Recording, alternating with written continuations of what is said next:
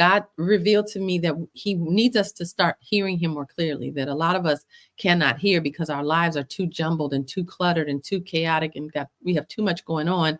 And so when he's speaking and giving direction, we can't hear it. We're not able to act on it, which will prevent us from being able to protect ourselves, will prevent us from being able to thrive in the upcoming craziness that's being predicted and that the prophecies have shared.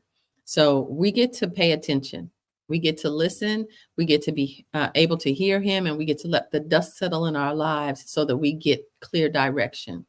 And so next week, I'm going to be hosting a workshop. It's a 2-part experiential opportunity for us to really learn how to quiet our minds.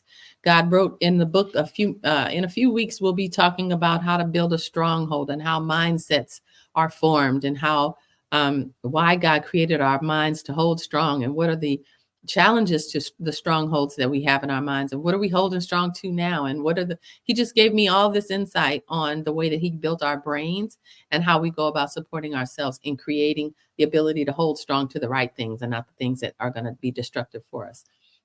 So I want to invite you to join me at the workshop. It's going to be next week, Thursday. I'll put the link in the comments for you. It's called Quiet My Mind, and it's absolutely free. So make sure you join me. Make sure you invite your friends. It's going to be a powerful opportunity for you to rise into a whole new version of you and learn how to journal with God and surrender your pen. It's going to be powerful. All right. So thank you for watching. God bless. And I will see you on Monday, where we will continue. We are in the self-love lesson number 2, and we're going to be talking about emotional trips and how not to take one.